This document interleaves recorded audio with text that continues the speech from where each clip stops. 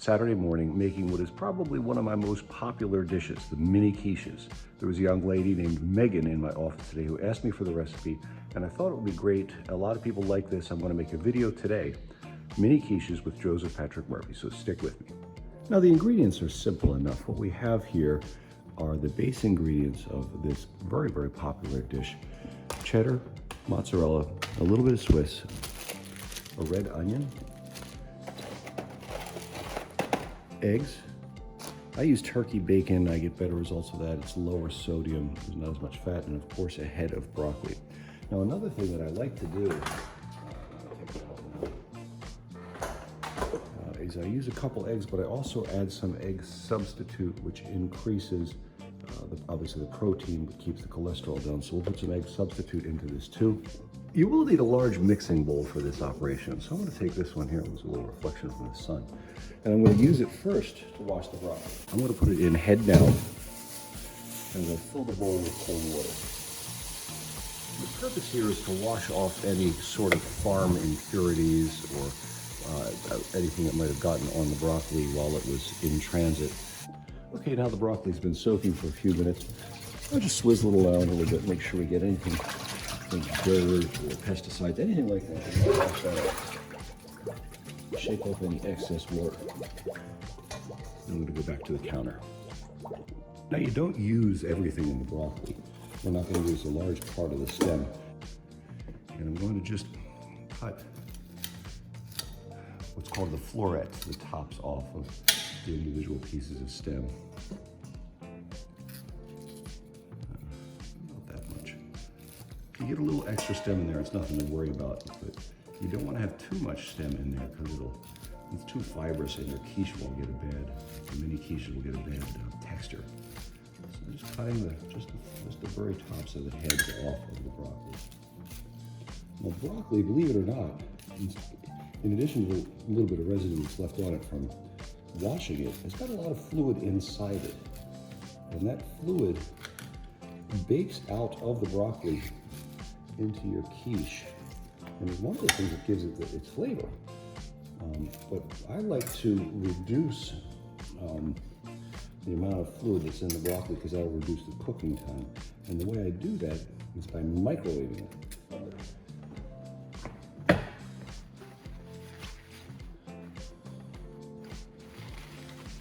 And to the extent that I can, I'll flip it over. Here we are, I'll put it in the microwave. This is a pretty powerful microwave made by Thermador. I'm going to give it 2 minutes and 30 seconds. So one thing you want to notice is you'll see a significant color change in the broccoli. Right now it's this kind of basic green. It's going to get a much darker green as it steams.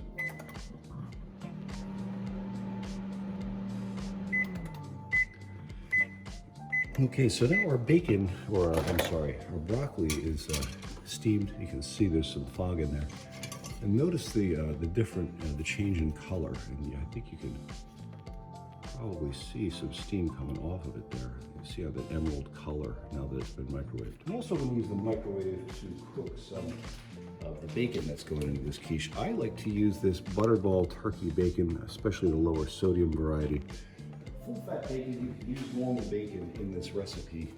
It'll affect the texture again in a way I don't like. So I'm using the butterball, and I'm going to put about 5 slices on a paper plate, and I'm going to microwave that for 3 minutes and 45 seconds, at least in this microwave.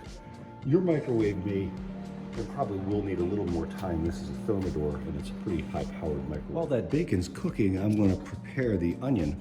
I'm just going to dice that up. You don't have to be completely super tiny, but these slices are about 1/4 inch thick. And I'll take them, bit those onions up into pieces. They shouldn't be too big.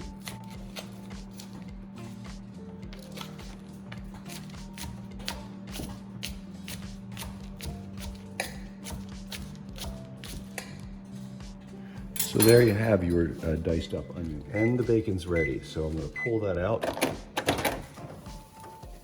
And again, that's nice crisp bacon. And that completes the prep work for the mini quiches. So we will have, let me turn this around for you. So So those are the three things I prepped.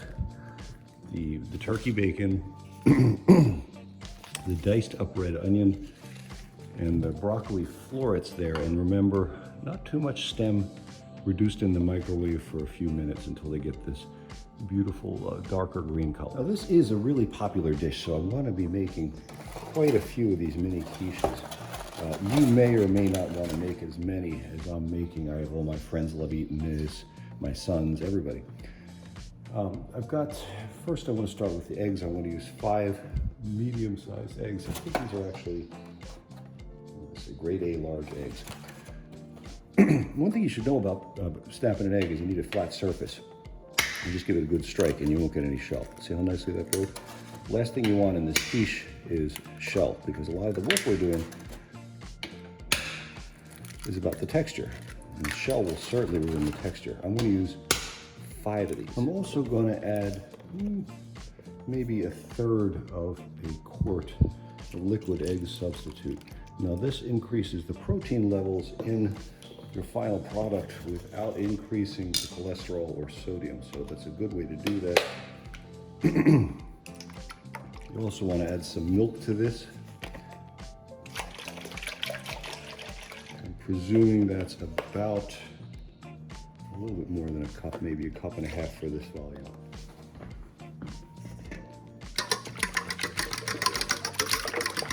I'm going to make sure all the yellows of these 5 eggs are nicely blended. You want a uniform color and appearance.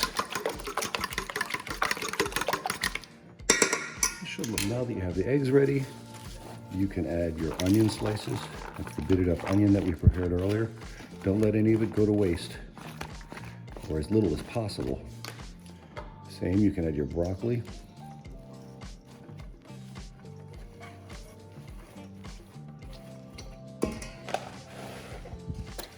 With the bacon,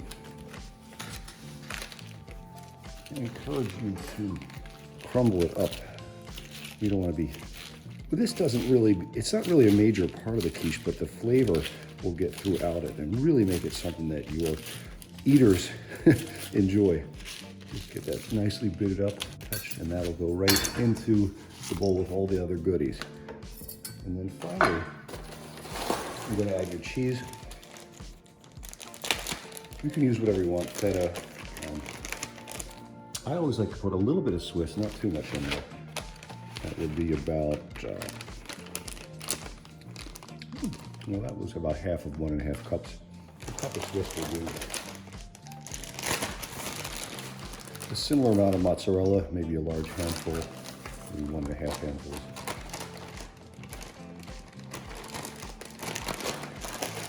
Cheddar is important here too. If I had to make a choice, I didn't have mozzarella. If I had to lose one of these cheeses, it would be mozzarella. I'd lose it again, about a handful, maybe 1.5 handfuls. So now you've got all your ingredients in there, and then you just mix it. Don't worry about getting the proportions or volumes exactly the same as I did, because a recipe is not a formula, it's a recipe. This, very little can go wrong with this. It might take longer or shorter amounts of time to cook, and you might get a firmer or more runny final product. But you'll still be all right. It'll just be a matter of time and how long and what your final product, the texture is. Now that texture right there, almost like a thick chili, is about what I'm looking for. This one might be a little bit thicker than I want. I'm going to add a little bit more milk.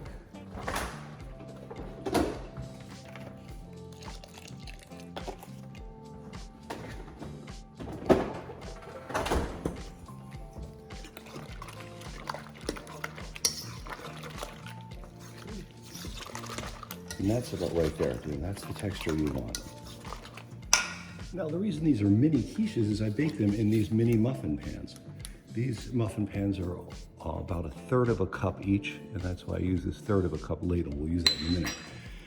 Before you put the quiche mix in them, you want to kind of make sure these are greased, otherwise you'll have a tough time getting it out. And a lot of the little pieces will stick. You lose some of your product. I'm using Pam Original Spray on. And then I'm going to fill the cups one at a time with just about a level cup. You want to make sure you don't get all liquid or all filling in your scoops, so try and keep it about even, something like that.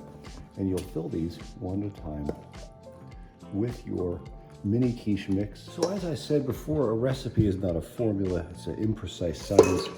And we didn't get enough to do exactly 2. There's a couple empty spaces here, that's fine. Sometimes you'll have more or less.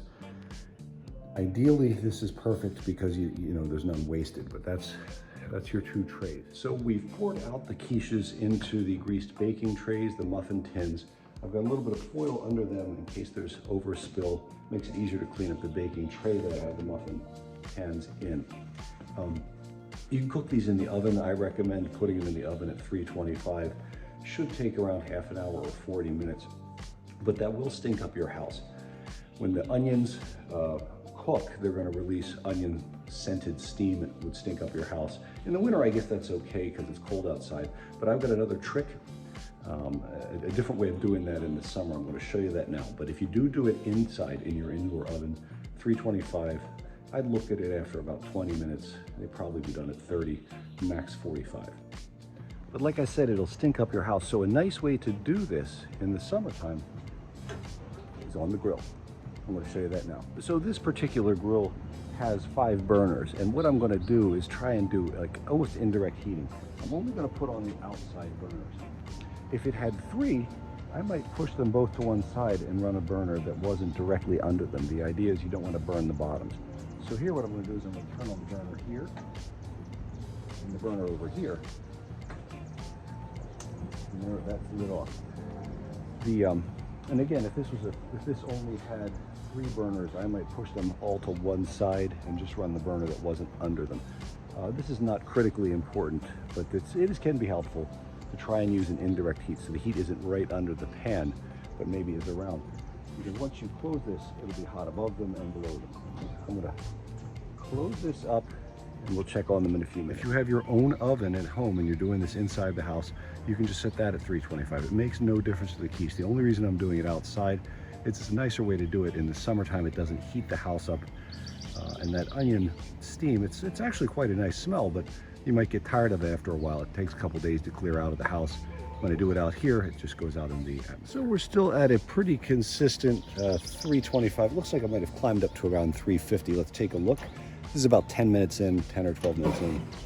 And they're starting to set. You can see that they're firm.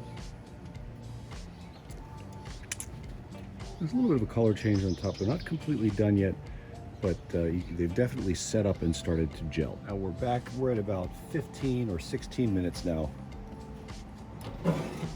And you'll note some of them are actually beginning to puff up. See that? That's the fluid in the onions and the broccoli. That's boiling out first as steam, and it's puffing these quiches up.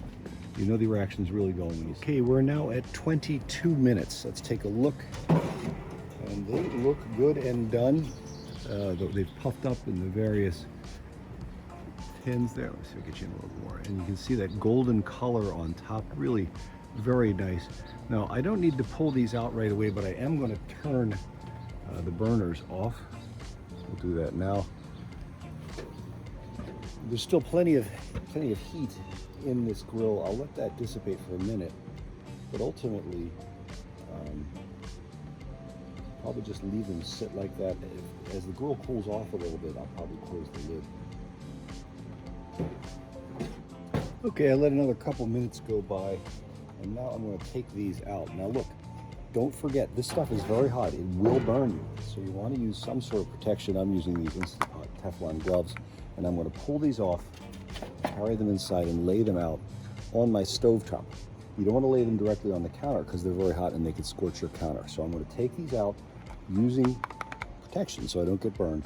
I'm going to put them on the stovetop where I'll let them cool. Okay, so we're now back in the kitchen. They're done. You'll notice the ones that had puffed up are slowly setting down into the muffin tins. Only this one's still puffy. And they'll do that. They'll slowly set and get more firm over time. I'm going to take them out of the muffin pans and let them sit on plates because they'll cool faster that way. You probably remember I recommended greasing the muffin pans with spray pan. You could use other, you could use oil, you could use different things. But watch how easily these come out now and how solid they come out nicely like that, and they're fully kind of formed. Oh, they're hot. Be careful when you're doing this. You can even let them sit a little longer if you care to. A lot of them.